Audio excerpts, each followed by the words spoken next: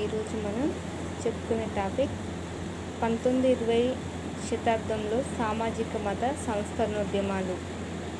అందులో భాగంగా బ్రహ్మ సమాజం, ప్రార్థన సమాజం, ఆర్య సమాజం, దివ్యజ్ఞాన సమాజం లేదా థియోసోఫికల్ సొసైటీ, రామకృష్ణ మిషన్ గురించి డిస్కషన్ చేసుకుందాం.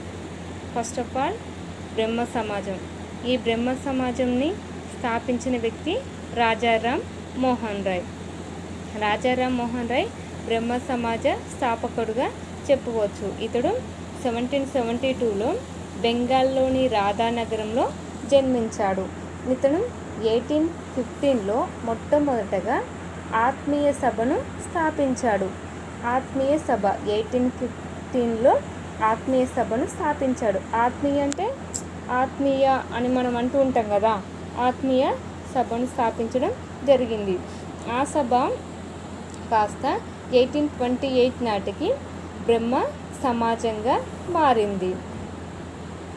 ఈ రాజారాం మోహన్ రాయ్ని భారత సాంస్కృతిక పునర్జీవన పితామహుడిగా పేర్కొంటారు. ఇతడు భారతీయ సంఘ సంస్కర్తల్లో గొప్పవాడు. ఈయన ఈస్ట్ ఇండియా కంపెనీలో ఉద్యోగిగా పనిచేసాడు. అంటే ఈయన మన భారతదేశాన్ని ఈస్ట్ ఇండియన్ కంపెనీ వాళ్ళు పరిపాలించారు కాబట్టి ఆ ఈస్ట్ ఇండియా కంపెనీ పాలనలో ఉద్యోగిగా కూడా ఇతడు పనిచేయడం జరిగింది. ఇతడు ప్రధానంగా సతీ దురాచారానికి వ్యతిరేకంగా పోరాడాడు.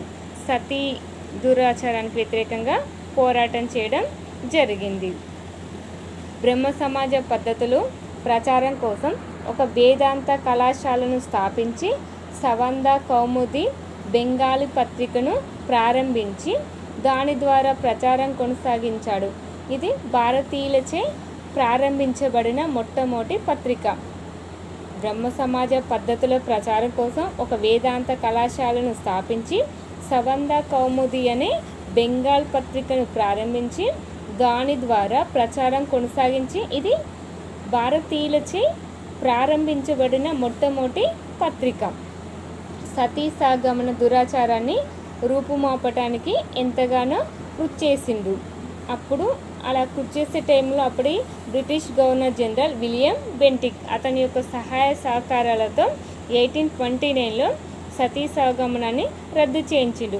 అసలు ఈ సతీ సహగమనం అంటే ఏంటి అంటే, భర్త చనిపోతే ఆ భర్తను చితులో వేసి మంటలో వేసి కాలు పెడతారు కదా, అదే మంటలో తన వైఫ్ను కూడా అంటే తన యొక్క భార్యను కూడా అందులో వేసి కాల్చడం అన్నమాట. కాబట్టి ఆ సతీ దురాచారాన్ని రాజారాం మోహన్ రాయ్ అప్పటి గవర్నర్ జనరల్ అయిన విలియం బెంటిక్తో సంప్రదింపులు జరిపి ఈ సతీ సహగమనాన్ని రద్దు చేయడం జరిగింది.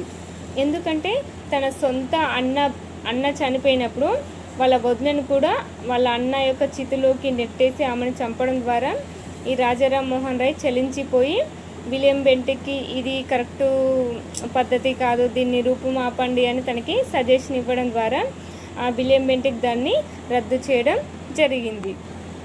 ఇతడు ఉపనిషత్తులను మొత్తం మనకి 108 ఉపనిషత్తులు ఉంటాయి. ఆ ఉపనిషత్తులను వేదాలు 4 వేదాలను ఉపనిషత్తులు వేదాలను బెంగాలీ ఆంగ్ల భాషలోకి అనువదించిండు. 108 ఉపనిషత్తులను 4 వేదాలను బెంగాలీ మరియు ఆంగ్ల భాషలోకి ఇతడు అనువదించిండు. 1825లో కలకత్తాలో వేదాంత కాలేజీని స్థాపించింది. 1825లో కలకత్తాలో వేదాంత కాలేజీని స్థాపించడం జరిగింది. ఇంగ్లాండ్లోని బ్రిస్టల్ నగరంలో 1833లో సెప్టెంబర్ 27న ఈ రాజారాం మోహన్ రాయ్ చనిపోవడం జరిగింది. ఇతని యొక్క సమాధి లండన్లోని బ్రిస్టల్ నగరంలో కలదు. 1831లో అప్పటి మొఘల్ చక్రవర్తి అయిన 2వ అక్బర్ ఈ మోహన్ రాయ్కి రాజా బిరుదును ఇవ్వడం జరిగింది. ఇతని అసలు పేరు రామ్మోహన్ రాయ్.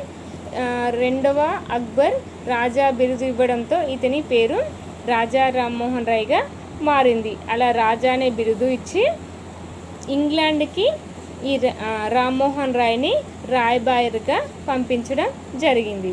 ఈ రాజా రామ్మోహన్ రాయ్ 1833లో చనిపోవడంతో ఈ బ్రహ్మ సమాజం అనేది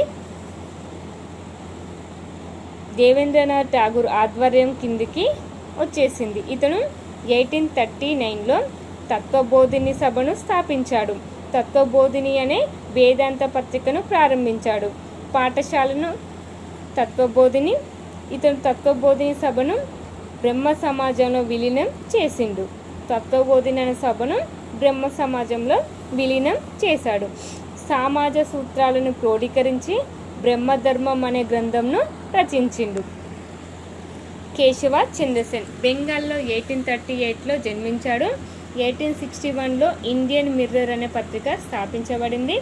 1866లో బ్రహ్మ సమాజం అనేది 2 శాఖలుగా విడిపోవడం జరిగింది. ఒకటి ఆది బ్రహ్మ సమాజం, దాని యొక్క అధ్యక్షుడు దేవేంద్రనాథ్ ఠాగూర్. రెండోది భారత బ్రహ్మ సమాజం, దాని యొక్క అధ్యక్షుడు కేశవ చంద్రసేన్.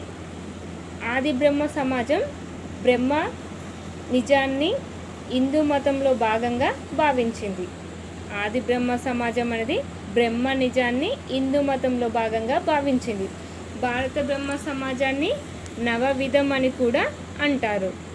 1872లో ఇతని కృషి వల్ల ప్రభుత్వం సివిల్ మేజర్ యాక్ట్, బ్రహ్మ మ్యారేజ్ యాక్ట్ను తీసుకురావడం జరిగింది. 1872లో ఇతని కృషి వల్ల ప్రభుత్వం సివిల్ మ్యారేజ్ యాక్ట్, బ్రహ్మ మ్యారేజ్ యాక్ట్ను చేసింది. ఎవరైతే ఈ చట్టం ద్వారా పెళ్లి చేసుకుంటారో స్త్రీలు 14 సంవత్సరాలు, పురుషులు 18 సంవత్సరాలు కలిగి ఉండాలి అని ఈ చట్టం ద్వారా మనకు తెలుస్తుంది. స్త్రీలైతే 14 సంవత్సరాలు, పురుషులైతే 18 సంవత్సరాలు కలిగి ఉండాలి అని ఈ చట్టం ద్వారా మనకు తెలుసుకుంది. అంటే పెళ్లి చేసుకునే వాళ్ళకి అమ్మాయిలకి 14 సంవత్సరాలకి, అబ్బాయిలకి 18 సంవత్సరాలు ఉండాలని తెలుస్తుంది. కేశవ చంద్రసేన్ కృషి వల్లే కె శ్రీధరనాయుడు 1864లో మద్రాసులో వేద సమాజాన్ని స్థాపించారు. ఈ కేశవ చంద్రసేన్ కృషి వల్ల 1867లో మహారాష్ట్రలో ఆత్మారాం పాండురంగ ప్రార్థన సమాజాన్ని స్థాపించిండు. ప్రార్థన సమాజాన్ని 1867లో స్థాపించింది ఎవరంటే ఆత్మారాం పాండురంగ. 1878లో మన్నవ బుచ్చయ్య పంతులు అనే ఆంధ్రుడు మద్రాసులో బ్రహ్మ సమాజంలో చేరడమే గాక చాలామందిని సభ్యులుగా చేర్చాడు. 1878లో మన్నవ బుచ్చయ్య పంతులు అనే ఆంధ్రుడు మద్రాసులో బ్రహ్మ సమాజంలో తాను చేరడమే కాకుండా తనతో పాటు కొంతమంది సభ్యులను చేర్పించాడు. క్రీస్తకం 1878లో కేశవ చంద్రసేన్ వివాహ వయసును 13 సంవత్సరాలు తన కుమార్తె వివాహాన్ని బీహార్ మైనర్ రాజుకిచ్చి వివాహం చేయడంతో బ్రహ్మ సమాజం రెండవసారి చీలింది. కేశవ చంద్రసేన్ తన కుమార్తె వయసు 13 సంవత్సరాలే. అలా 13 సంవత్సరాలు అంటే 1 సంవత్సరం కంటే ముందే వివాహం చేయడం ద్వారా బీహార్ మైనర్ మహారాజుకిచ్చి వివాహం చేయటంతో బ్రహ్మ సమాజం అనేది రెండవసారి చీలిపోయింది. కేశవ చంద్రసేన్ సమాజం నుంచి చీలిపోయిన నవ విధాన సభ్యులు సాధారణ బ్రహ్మ సమాజంను స్థాపించారు. వీరు విగ్రహారాధనను, కుల వ్యవస్థను వ్యతిరేకంగా ఖండించారు. కేశవ చంద్రసేన్ 1884లో మరణించిండు. నౌ ఆర్య సమాజం. ఈ ఆర్య సమాజాన్ని స్థాపించింది స్వామి దయానంద సరస్వతి. 1824లో గుజరాత్లోని మోర్వీ సంస్థానంలోని టంకారా గ్రామంలో బ్రాహ్మణ కుటుంబంలో స్వామి దయానంద సరస్వతి జన్మించారు. దయానందుని తొలినామం మూల శంకరుడు. ఈయన లక్ష్యం హిందూ మత పరిరక్షణ.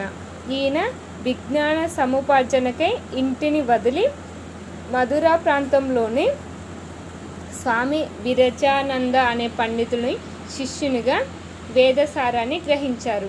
ఈయన విజ్ఞాన సముపార్జనకై ఇంటిని వదిలి మధురా ప్రాంతంలోని స్వామి విరజానంద అనే పండితుని శిష్యునిగా వేదసారాన్ని గ్రహించారు. క్రీస్తు శకం 1875లో దయానంద సరస్వతి ఆర్య సమాజాన్ని బొంబాయిలో స్థాపించారు. తర్వాతి కాలంలో ఆర్య సమాజ కేంద్రాన్ని లాహోర్కి తరలించారు. మొదటగా బొంబాయిలో స్థాపించారు, తర్వాతి కాలంలో దాన్ని లాహోర్కి తరలించడం జరిగింది. ఈయన వేదాలకు మరలిపోండి, వేదకాలానికి పదండి, go back to Vedas, go back to Vedas అనే నినాదాన్ని ఇచ్చాడు. సకల జ్ఞానులకు విశ్వజ్ఞానానికి ఆధారం వేదాలే అని ఈయన అభిప్రాయం. సకల జ్ఞానాలకు విశ్వ జ్ఞానానికి ఆధారం వేదాలే అని ఈయన అభిప్రాయం. ఆర్య సమాజం చేపట్టిన కార్యక్రమాలు: గో సంరక్షణ కార్యక్రమం అంటే గోవుల్ని రక్షించడం. రెండోది శుద్ధి ఉద్యమం. శుద్ధి ఉద్యమం అంటే ఇతర మతాల్లోకి మారిన హిందువులను తిరిగి హిందూ మతంలోకి తీసుకోవడం శుద్ధి ఉద్యమం యొక్క ముఖ్య లక్ష్యం. అంటే ఇతర మతాల్లోకి మారిన హిందువులను తిరిగి మళ్ళీ హిందూ మతంలోకి తీసుకోవడాన్ని శుద్ధి ఉద్యమం అంటారు. ఆర్య సమాజం ప్రారంభించిన అనేక సంస్కరణల్లో అత్యంత వివాదాస్పదమైనది శుద్ధి ఉద్యమం. ఆర్య సమాజం ప్రారంభించిన అనేక సంస్కరణలలో అత్యంత వివాదాస్పదమైనది శుద్ధి ఉద్యమం. ఎందుకంటే ఇది హిందూ మతం నుంచి ఇతర మతాలకు మారి మళ్ళీ ఇతర మతాల నుంచి హిందూ మతంలోకి మారడం వల్ల ఈ శుద్ధి ఉద్యమం అనేది అత్యంత వివాదాస్పదంగా మారింది. దయానంద సరస్వతి రచనలు: సత్యార్థ ప్రకాశిక, ఇది హిందీ రచన. వేద భాష్య భూమిక, వేదాలపై ప్రారంభ వ్యాఖ్యానం. వేద భాష్య సంస్కృత రచన. ఆర్య సమాజం దయానంద్ ఆంగ్లో వేదిక్ విద్యా సంస్థలను ప్రారంభించింది. ఆర్య సమాజం దయానంద్ ఆంగ్లో వేదిక్ విద్యా సంస్థలను ప్రారంభించింది. దయానంద సరస్వతి 1883లో మరణించాడు. 1892లో ఈ ఆర్య సమాజం రెండుగా చీలిపోయింది. ఒకటి సనాతనవాదులు, రెండు అతివాదులు. సనాతనవాదులకు నాయకుడు స్వామి శ్రద్ధానంద, అతివాదులకు నాయకుడు లాలా అస్సారాజ్. స్వామి శ్రద్ధానంద ఒక గురుకులంను ప్రారంభించాడు. గురుకుల ఆర్య సమాజ్ ప్రధాన స్థావరం హరిద్వార్లో కలదు. నెక్స్ట్ థియోసోఫికల్ సొసైటీ లేదా దివ్యగాన సమాజం. ఈ దివ్యగాన సమాజాన్ని 1875లో రష్యాకి చెందిన మేడం బ్లావస్కీ, అమెరికాకు చెందిన కల్నల్ ఆల్కాట్లు న్యూయార్క్లో దివ్యగాన సమాజం లేదా థియోసోఫికల్ సొసైటీని స్థాపించడం జరిగింది. 1879 వరకు దీని ప్రధాన కేంద్రం న్యూయార్క్లో ఉంది. 1879 వరకు ఈ దివ్యజ్ఞాన సమాజం యొక్క ప్రధాన కార్యాలయం న్యూయార్క్లో ఉంది. 1879 తర్వాత ఈ దివ్యజ్ఞాన సమాజాన్ని మద్రాసులోని అడయార్కి మార్చడం జరిగింది. 1907 వరకు ఈ సంస్థకు అధ్యక్షులుగా కల్నల్ ఆల్కాట్ వ్యవహరించారు. కల్నల్ ఆల్కాట్ మరణానంతరం ఈ సంస్థకు అధ్యక్షురాలు అని బీసెంట్, ఐర్లాండ్కి చెందిన అని బీసెంట్ ఈ దివ్యజ్ఞాన సమాజానికి కల్నల్ ఆల్కాట్ మరణానంతరం అధ్యక్షురాలైంది. మేడం బ్లావస్కీ రాసిన ది సీక్రెట్ డాల్టన్ మేడం బ్లావస్కీ రాసిన ది సీక్రెట్ డాల్టన్ అనే గ్రంథాన్ని సమీక్ష చేసి సమయంలో అని బీసెంట్ దివ్యజ్ఞాన ప్రభావంలో పడింది. నెక్స్ట్ రామకృష్ణ మఠం. రామకృష్ణ పరమహంస. రామకృష్ణ మఠం. ఈ రామకృష్ణ మఠాన్ని స్థాపించిన వ్యక్తి అతని యొక్క ప్రియ శిష్యుడు స్వామి వివేకానంద. రామకృష్ణ పరమహంస అసలు పేరు గదాధర చటోపాధ్యాయ. రామకృష్ణ పరమహంస యొక్క అసలు పేరు గదాధర చటోపాధ్యాయ. రామకృష్ణ పరమహంస కాళీమాత భక్తుడు. ఇతని యొక్క ఆరాధ్య దైవం శారదాదేవి. ఇతని యొక్క భార్య పేరు కూడా శారదాదేవి. ఇతని యొక్క గురువు ఈశ్వర్ పూరి.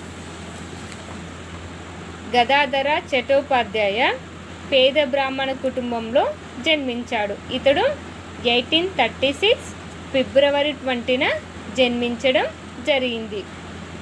దక్షిణేశ్వర యోగిగా ప్రఖ్యాతిగాంచిన రామకృష్ణ పరమహంస శిష్యులలో ప్రముఖుడు స్వామి వివేకానందుడు.